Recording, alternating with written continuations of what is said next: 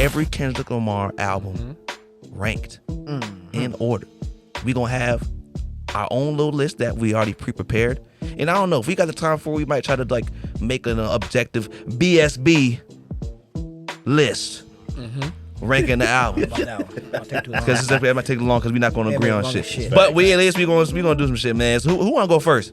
Who on first? Who wanna do it? I don't wanna do it first. I'll go first. But are we including the Black Panther too? No. Okay. Basically Section 80 through Mr. Morale and the Big Steppers. Okay. Including Untitled Unmastered too.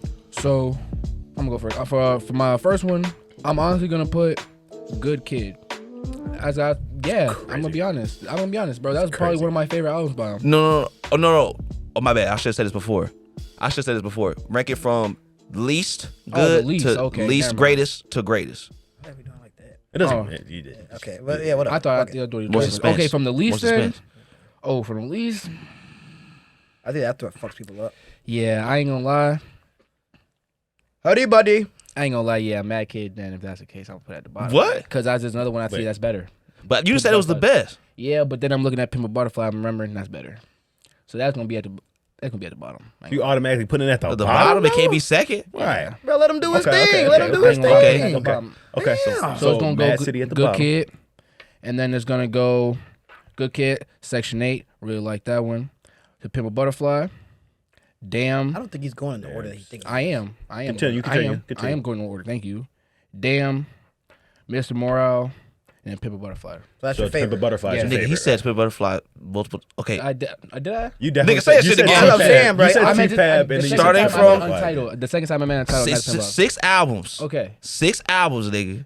Oh my god. From Section 80 Very to Mr. Morale and the Big Steppers. I wasn't in the meeting, so that's my fault. Nigga, we talking about the last week before that. Nigga, you good.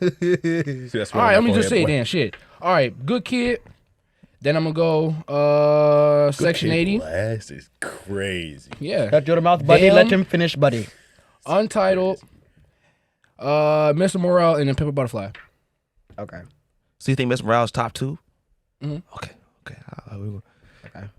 Daenerys Johnson. We're gonna say why afterwards. We're saying why. Like we're gonna say why. Like we have the albums ranked where we have them ranked. All right. So I got Last, Overly Dedicated, then Untitled, Unmastered. This is ridiculous. We already said we're not including that. Oh my god. We said from, Did y'all see that? we said from Section 80 to Mr. Oh, Morale. so sorry. Okay, my Niggas fault. are My so fault. black. My fault. But it was correct placement. Yeah, who's fake? Die. All right. So then, fine. I'll go Untitled, Unmastered, Okay. and then I'll go Good Kid, Okay. and then I'll go Damn, Interesting. and then I'll go Mr. Morale, and then I'll go T-Pap. All right. You can say Untitled. I did. He did say Untitled. Oh, what did he say? Where did he put that at? He put that in the last one, I'm pretty Yeah, sure. the last. Oh, one. okay. Did you say Section 80? Oh, so you said Untitled. Then you said Good Kid. Mm-hmm. Then you And they said Damn. Then you said Damn. Mr. Morale is the Big Stepper, and Yeah. then you said T-Pap. You didn't say Section 80. Oh, okay. Then Damn. Mr. Morale go down. Section 80 go second. Oh, wow. Yeah, I love Section 80. That was my I favorite. thought that was your favorite one. That was my favorite project for a while. But It finally switched. T-Pap, yeah. I was trying to tell this nigga for Some of a them long time. songs just resonate too well on T-Pap, Yeah, bro. it's very facts. All right. I'll do my list next for the quote-unquote worst, just for the reference. I don't think any of these albums are bad. None of at his all. albums, no bad albums. Yeah, All of them facts. great. But the lowest ranking album, so to speak, for me is definitely going to be Untitled Unmastered. Okay. I really enjoyed the album. It's really good. Oh, you know what? We'll do that after. Yeah. After that, where we get to a little bit of choppy, Shaky Waters. a little bit of choppy water, because I love Section 80, right? Love Section 80, Ronald Reagan, Eric Keisha song. Those are classics to me. ADHD, all that. But I don't think it's over Good Kid, Mad City or Damn. So I'm gonna put Damn right after, or I'm gonna put Section 80 right after Untitled Master, and then I'll put Damn after that, and then I'm gonna do Good Kid, Mad City. Man, this top two is very hard for me. All right, Lord, he losing You me. already have them chose or what, nigga? Damn. He losing me. God damn. This top 2 is very hard for me. All right. T-Pab number 2, Mr. Morale, Big Stepper number 1. He stole my shit. Okay. Okay. I ain't mad at that. We going very. I like this. We going very bold today, cause this going like a bone to pick. Cause y'all was hating on that album too much. Who? I'm talking the listeners. Everybody hate the mid. It's ridiculous. You need to open y'all ears. Okay, here come mine. At the bottom, we gonna go Untitled, Unmastered, Section 80, and after the rest of these are all 10s in my opinion. Mm-hmm. Damn. Okay. Good Kid, M.A.A.d City. Mm-hmm. T-Pab. And the best Kendrick Lamar album to date, Mr. Morale. I don't know about that. I ain't mad at it. And the Big Steppers. I ain't mad at it. to date. It's bare minimum my favorite right now. I will say that. Bare minimum my favorite right now. Now we can explain To date. why. To date. Untitled Unmastered, personally, real quick, I put that at the bottom simply because great album, great project. But I do feel that this way, that if that album's given a proper name and proper song titles and stuff like that, that it would be even more highly revered. But it also has one of my favorite Kendrick Lamar songs of all time on it. Pip. Untitled 5. Most underrated Kendrick Lamar song, if you ask me. Taka Vodka on the top of my binocular on junk. But it had I believe it had J-Rock on there, and Punch TD also was on rapping on that. It was spectacular. And that instrumental, the bass on there was ridiculous. But Section 80, great album, of course. It was his debut. Damn is just the replayability, the best replayability. Good Kid, M.A.A.d City. I mean, in terms of just telling a story, you can honestly, especially these top 4, you can put any of these in any order. And honestly, it changes from week to week. But yeah, man, Mr. Brown, the Big Steppers, we don't got too much time to elaborate on that. But y'all need to just cut the shit. That was a great project. Talk about a lot of stuff that we need to talk about. And I think people aren't taking it for what exactly it is. Mm-hmm. They want it to be something else than what it is and what it's supposed to be. 100%. No, but what y'all get? Well, some of y'all placements, some people would have a problem with. So what some of y'all controversial placements, what would y'all, why'd y'all put them there? I put Good Kid because that was the album I was introduced to Kendrick. So like, that's for me. That's kind of like the default, if you will. It's kind of default. So putting that at the least. Okay. So who was your number 1 again? Your number 1 was To Pimp a Butterfly. Yeah. Okay, I would say To Pimp a Butterfly. I think objectively is probably his best album. Man, Best word. I think that's so good to the point where I went to the Smithsonian Museum of African American History and Culture or whatever, and he had like his own exhibit over there, damn near, and T-Pab was over there, and I think that's not just to Black history. I think that's just in terms of American culture. I think that album is extremely important in that sense. very. And DJ, you had T-Pab number 1. Mm-hmm. Why'd you put that shit number 1? Me and Section 80 go way back.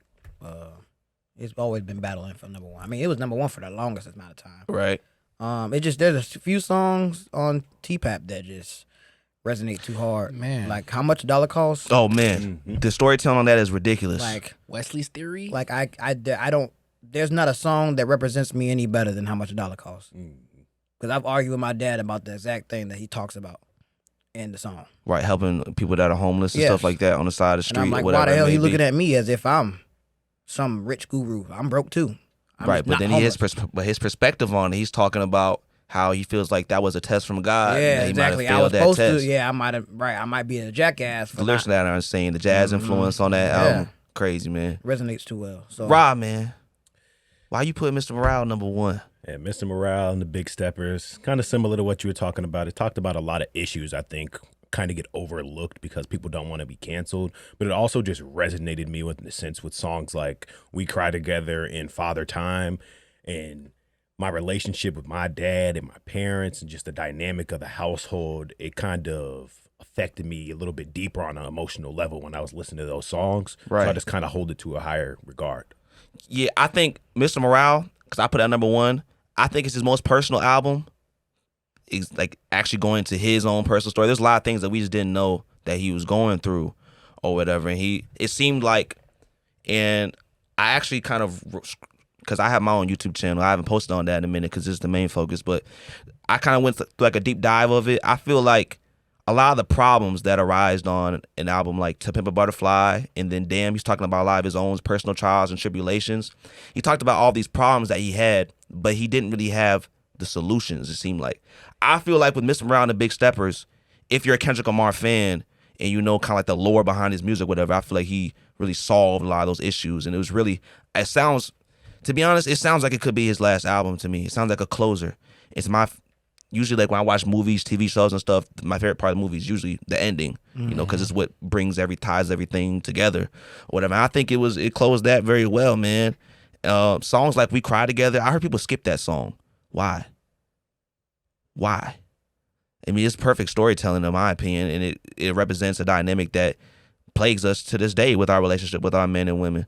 And I think just a lot of the top people say it's the replayability, but that's not what the album's supposed to be. You can just tell from the production, the way he went at it, a lot of his styles of rapping. I mean, Kodak Black literally went on there and did a spoken word. No one talks about that, but he wasn't even rapping on that one song that he had. I forgot exactly which song it was. One of the interludes. It wasn't Worldwide Steppers. It came on around that time. No, that was Rich Interlude. Rich Interlude. He wasn't even rapping. He did a little spoken word. Worldwide Steppers is a rap song, but he was doing a lot of spoken word type of stuff on there.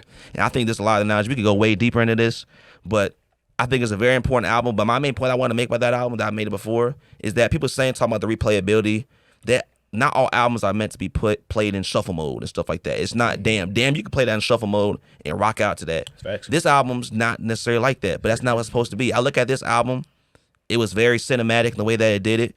A lot like just putting the piano, the simple beats or whatever, really kind of felt like a spotlight on Kendrick, and he's almost like it's a stage. He's on a stage and like he's doing a play or whatever. So I look at it in a way as my favorite movie or whatever. I don't want to say watch my favorite movie every single week, but I have my favorite scenes, whatever. I might go back and I watch it. I might watch them a lot, but you're not just going to, it's an album that you play from start to finish, and it's that way. So a lot of these songs out of context, Auntie Diaries may not necessarily want to hear that. And some songs it might put you in moods where you're not necessarily trying to hear that, but that's just what the album is. I think people kind of need to accept it for what it is. If you don't like it, that is what it is. But I think a lot of the hate towards that album was very much unwarranted and negligent to what it was supposed to be. Agreed. Hope y'all enjoyed that. We can elaborate more on that maybe some other time. But yeah.